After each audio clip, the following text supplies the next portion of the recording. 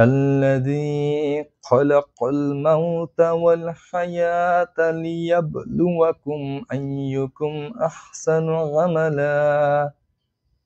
কিয়ামতের দিন আমার স্টুডেন্টরা হয়তো আল্লাহ তাআলার কাছে আমার নামে বিচার দিতে পারে।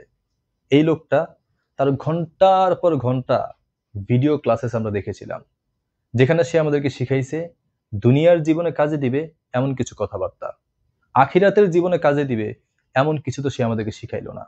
ওই দিন হয়তো আমি আটকা পড়ে যাব।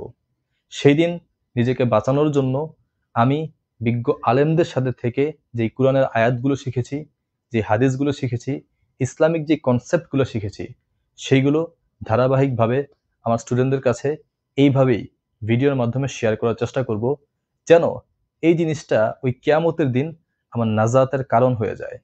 এখন শুরুতেই আমি যে আয়াতটা তিলাওয়াত করছি, সূরা মুলকের 2 নম্বর আয়াত, এখানে স্পষ্ট আল্লাহ তাআলা বলেছে আল্লাযী খলাকাল মাউতা ওয়াল হায়াতা, নিশ্চয়ই আল্লাহ তাআলা মৃত্যু এবং জীবনকে সৃষ্টি করেছে। শব্দটা যেটা প্রথমে আসছে মৃত্যু, আল্লাহ তাআলা মৃত্যু এবং জীবনকে সৃষ্টি করেছে। লিয়াবলুয়াকুম, লি মানে হচ্ছে উদ্দেশ্য, আরবিতে লাম যে লি দিয়ে বোঝায় উদ্দেশ্য। এই উদ্দেশ্যেই মৃত্যু এবং জীবনকে সৃষ্টি করেছে, যাতে আল্লাহ তাআলা পরীক্ষা করতে পারে। কি পরীক্ষা করবে? আইয়ুকুম আহসানু আমালা, আমলের দিক থেকে কে সবচেয়ে উত্তম। সূরা মুলকের 2 নম্বর আয়াত। আমলের দিক থেকে সবচেয়ে উত্তম হওয়ার জন্য অবশ্যই আমাকে সবগুলো আমল করতে হবে। কিছু আমল আমি করলাম আর ম্যাক্সিমাম আমল আমি ছেড়ে দিলাম, তাহলে কিন্তু সর্বোত্তম হওয়ার যে সম্ভাবনাটা সেটা আর থাকে না। একটা উদাহরণ দিলে ব্যাপারটা আরো ক্লিয়ার হবে। নামাজ আল্লাহর একটা হুকুম, আমরা এই হুকুমটা পালন করি, আমাদের নেক আমল হয়, তাই না? রোজা আল্লাহ তাআলার দেয়া একটা হুকুম, এই রোজা আমরা পালন করি, আমাদের নেক আমল হয়। আচ্ছা, নামাজ রোজা ছাড়া আরেকটা হুকুমের কথা আপনাদেরকে বলি, চুরি করলে চোরের হাত কেটে দাও, এইটাও তো আল্লাহ তাআলার হুকুম। এই হুকুমটা পালন করাও তো একটা ইবাদত ছিল। আমরা কি এই হুকুমটা পালন করছি? এখন অনেকে বলবে যে ভাই, সবাই তো আর এই দায়িত্ব নেয় নাই, বা সবাইকে তো এই দায়িত্ব দেয়া হয় নাই যে ধরে ধরে চোরের হাত কেটে দাও, এই দায়িত্ব তো রাষ্ট্রের ছিল। আচ্ছা, ওই রাষ্ট্র প্রতিষ্ঠা করার দায়িত্বটা কার? অবশ্যই আমার আপনার সকল মুসলমানের এই দায়িত্ব ছিল যে আমরা সবাই ইসলামী রাষ্ট্র প্রতিষ্ঠার জন্য চেষ্টা করব, যার যতটুকু সামর্থ্য আছে ওইভাবে। কিন্তু দুঃখজনকভাবে আমরা অনেকেই মনে করি যে আল্লাহর হুকুম হচ্ছে শুধুমাত্র ব্যক্তি জীবনের জন্য। অর্থনীতি, অফিস আদালত, রাষ্ট্র এইগুলো চলবে মানুষের বানানো নিয়ম অনুযায়ী, যেমন গণতান্ত্রিক পদ্ধতি, যেটা মানুষের বানানো একটা নিয়ম। এইটা কখনোই গ্রহণযোগ্য না, একটা মুসলমান এটা গ্রহণ করতেই পারে না।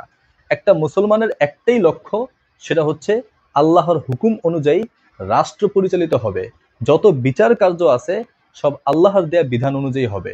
ওইটা হচ্ছে একটা আমল, যদি আমরা এটা বাস্তবায়ন করার চেষ্টা করি, যার যতটুকু সামর্থ্য আছে ঠিক ততটুকু দিয়া। কিন্তু কেউ যদি মনে করে ইসলামী রাষ্ট্র প্রতিষ্ঠার কোনো দরকারই নাই, তাহলে তো সে ওই আমল থেকে সরে গেল, এমনকি সে ঈমান থেকেই সরে গেল। কেউ যদি এই বিশ্বাস রাখে যে ইসলামী রাষ্ট্রের দরকার নাই, মুসলমান হইতে হইলে অবশ্যই তাকে এই বিশ্বাস, এই আকীদা রাখতে হবে যে আল্লাহর হুকুম অনুযায়ী তার ব্যক্তি জীবন চলবে, পরিবার চলবে, রাষ্ট্র, অর্থনীতি, অফিস আদালত সবকিছুই চলবে। কিন্তু দুঃখজনকভাবে এই যে চালানোর জন্য যে প্রচেষ্টা, এই প্রচেষ্টাটা আমাদের নাই। এই প্রচেষ্টাকে আমরা ইবাদত আমলই মনে করি নাই, কিন্তু এটা ছিল অনেক বড় আমল। এমনকি সবচেয়ে বড় আমলের একটা আমল ছিল এইটা। কারণ ইসলামী রাষ্ট্র যদি প্রতিষ্ঠা হয়ে যায়, আপনার নামাজটাও সহজ হয়ে যাবে, আপনার রোজাটাও সহজ হয়ে যাবে, আপনার জাকাত আদায়টাও সহজ হয়ে যাবে।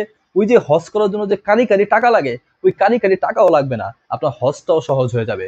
এমনকি আপনার ঈমান, ওই ঈমান ধরে রাখাটাও সহজ হয়ে যাবে যদি ইসলামী রাষ্ট্র প্রতিষ্ঠা হয়ে যায়। সুতরাং এই যে ইসলামী রাষ্ট্র প্রতিষ্ঠা করার যে দায়িত্বটা, এটা একটা অনেক বড় আমল। এই আমলটাকে ছেড়ে দিলে হবে না। যদি ছেড়ে দেই, তাহলে আমলের দিক থেকে সবচেয়ে উত্তম কে, ওই উত্তমের মধ্যে তো আমরা পড়তে পারবো না, কারণ অনেক বড় একটা আমল আমরা ছেড়েই দিলাম। এখন ইসলামী রাষ্ট্র প্রতিষ্ঠার জন্য আমাদের করণীয়টা কি, কি আমরা করতে পারি, এটা নিয়ে বিস্তারিত সামনে আলোচনা করব ইনশাআল্লাহ। আসসালামু আলাইকুম ওয়া রাহমাতুল্লাহি ওয়া বারাকাতুহু।